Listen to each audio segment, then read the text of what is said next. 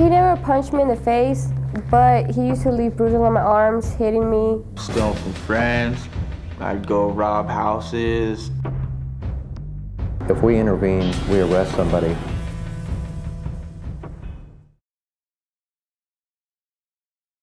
Every drug addict has a dream. I had a dream. I never grew up saying, oh, I'm gonna be a dope addict. You know, I don't think there anyone is. I want to be policeman, I want to be fireman, such and such. And all drugs does is shatter those. It brings you down. People say, yeah, you know, it's a parent's fault, you know, and take yourself to that starts with the parents. It's not the parents. My parents are great parents to me, you know, but this just because I'm a rebellious kid, you know, doesn't mean it's my parents' fault. You know, how can they control an 18-year-old son who can do whatever he wants, you know, has a car, and just go out and buy himself some drugs? It's kind of hard to know it. That no matter time parents will know in your life, it's too late. You're already hooked on drugs. You know, when they see the signs, you're already gone. America has a drug abuse problem, a big drug abuse problem. Each day, the evidence can be seen in your local newspaper or on televisions. I was just using half a gram to a gram a day, shooting up, man, just tired. Just tired of waking up every day sick. You know, tired of if I didn't get loaded just a little bit, man, I wasn't gonna be able to make it. It took its toll not only on my body, but also spiritually. You know, I was on a free fall life. I didn't care anymore.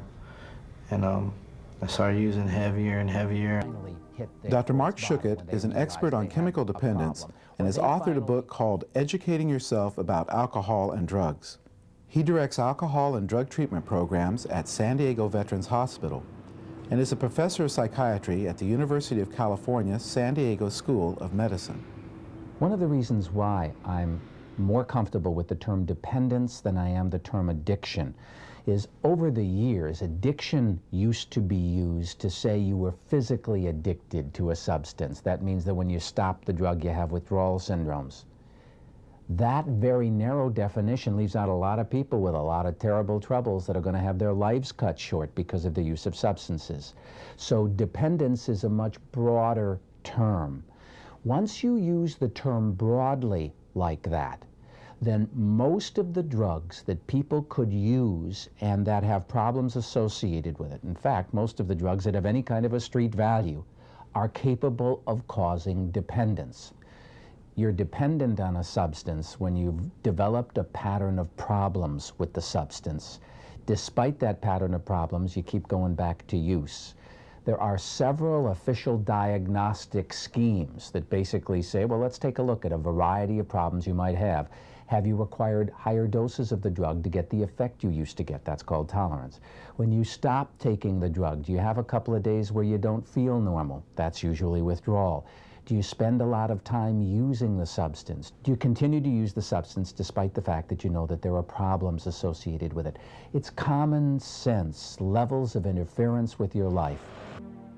Our nation's drug problem takes an especially terrible toll on our kids. I started using marijuana when I was about 9 or 10, because I hung around with all, the older homeboys and all that, And it led from marijuana to, to smoking crystal, till I was about 13. I got into, the crystal heavy, and I was using it until I think I got out of the 8th grade, and then I got locked up.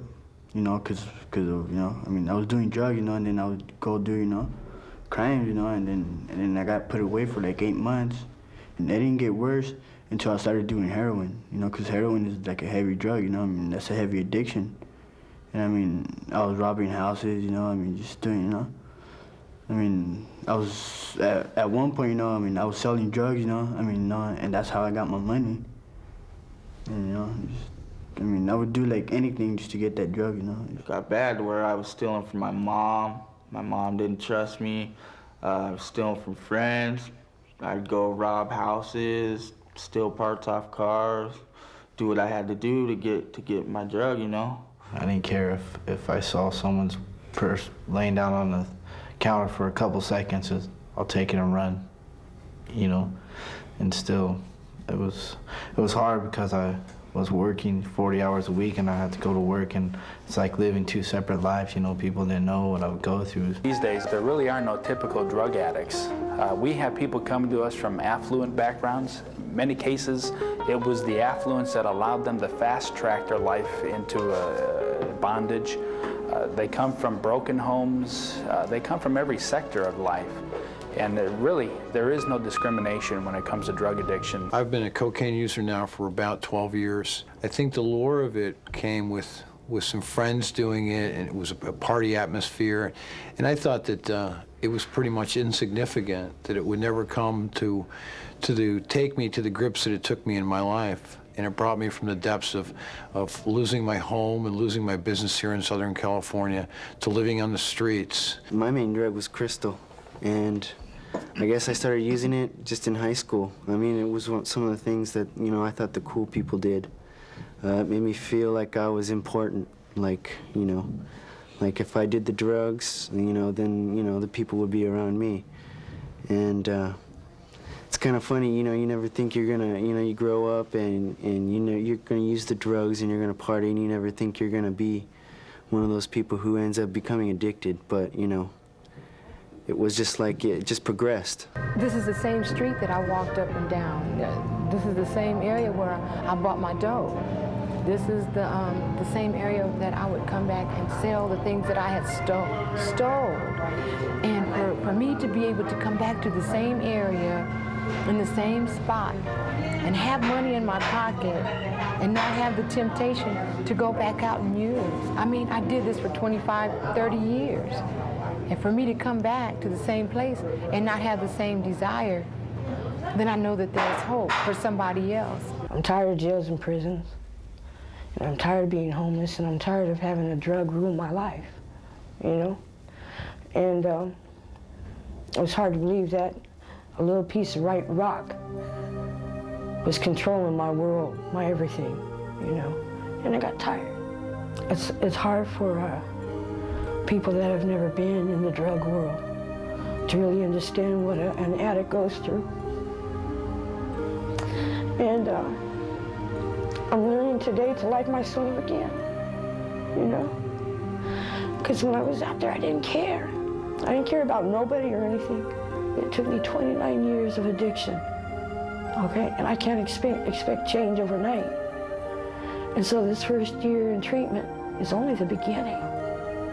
You know, recovery is a lifetime process. I've been running hard for the last 10 years. I mean, real hard. And I'm tired of running. It's time to stand up and fight. Fight for what's right.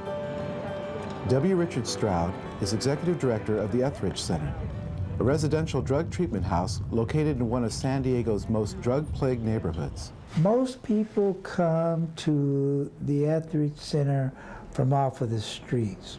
A lot of them are tired. A lot of them just need a place to stay. A lot of them come from word of mouth. A lot of them come from the courts. Most of the people that we get today, though, that are in this house are mostly crack addicts. Most people, when they come in, and if they stay, which is 9 months to a year, you know, they're real successful. Richard can relate with his clients, since for much of his own life, he was also a drug abuser. I started dealing marijuana when I was about 14 years old. I was selling joints up and down Imperial Avenue. And I smoked then. And I was in and out of various prisons. I robbed banks. I vandalized the community. I lost respect. And then I couldn't get enough drugs. I couldn't get deep enough into my euphoria to forget, you know, that I wasn't doing the right thing. And in using hard drugs, my children being around me, I didn't use any discretion or any respect for them, and they were able to witness all of this. And I guess the curiosity caught up with my with one of my daughters. One day, Richard's son delivered devastating news about his 21-year-old daughter's death by a heroin overdose. And then he told me how it had happened, that they had found her in an alley, OD'd, and some people had left her. Rather than take her to the hospital, they just dropped her off in an alley. But I was so deep off into my addiction, and I was so strung out that I couldn't feel the effect of that. The only thing that came to my mind is I needed more drugs. And this death was a means for me to get more drugs, because I can play that real sympathetic role and all that, and you know, and that's exactly what I did. I didn't grieve until after I went into recovery and they told me about this grieving process, and I went through that, and more than likely I'm still going through that today. Some people who realize drugs are interfering with their lives turn to the Salvation Army's adult rehabilitation centers at 125 sites across the country. The Salvation Army's Adult Rehabilitation Center in San Diego is a minimum of 6-month rehabilitation program for alcoholics and drug addicts. We have perhaps 4 main pillars to our program. Briefly, the first one pillar is a strong 12-step component. They have to have sponsors after 60 days. They have chemical dependency classes every week. They have to go to outside AA or NA meetings every week. They have to work the 12 steps of Alcoholics or Narcotics Anonymous program. Another big component to our program is we're trying to do more than simply detox our people. We're trying to give them a whole new style of operating in the world, a whole new pattern of behavior, a whole new way to handle feelings, anger, resentments without drinking and using, and that takes time. And so in order to get at that underlying living component, we offer individual therapy for our people every week and group therapy every week so they can deal with those issues. I thought that I would die with a needle in my arm, or I'd be an old lady walking in and out of the penitentiary. So if my daughter, let's say, was having some problems and there was a crisis at work, and she's too impaired today because she was taking cocaine last night, and they call from work in the morning to say, where's your daughter? I don't think it's a good idea. I make up an excuse that she's got the flu, because if I'm interfering between the crisis and her, how is she ever going to wake up one day and say, I've got a real problem? Although that's a very hard thing to do. On the other hand, I don't see personally anything wrong with doing everything you can to encourage that kid to get help, to say, I love you. I don't want to live your life for you, but I love you, and here's what I see happening to you. And in that kind of intervention, be very specific. I see Tuesday night you came home very late, Wednesday morning you couldn't go to school because you were so tired and hungover from the effects of perhaps drugs the night before, and you're a very sweet, wonderful person. Thursday you got so mad at me, I thought you were going to hit me, and it happened while you were high on drugs, and it frightened me. Very specific events. And I think that we should do everything we can to highlight these specific events and to try to convince the people with the problems that they should get help. I ate cold turkey. Like I said, I used like maybe 40 minutes before I came through the doors, with no intention of staying that day, with only the clothes on my back, and said, you know what? And I was there. I didn't, no methadone, no Vicodins, no Valiums. Hitting rock bottom, that happened a lot, again and again, the same bottom, and I just reached a point of just not wanting to be there anymore. It took 4 years in prison for me, to actually start to see the light. You're clean off the dope and you're clean off the drugs and you're starting to be able to think a little bit. And there's all these areas in your life that you say, man, I thought it was just a dope, but it's not. It's pride, it's jealousy, it's anger. And you have to have a true willing and desire to change. I mean, an honest one, Because you can't just say it, but it's got to come from your heart.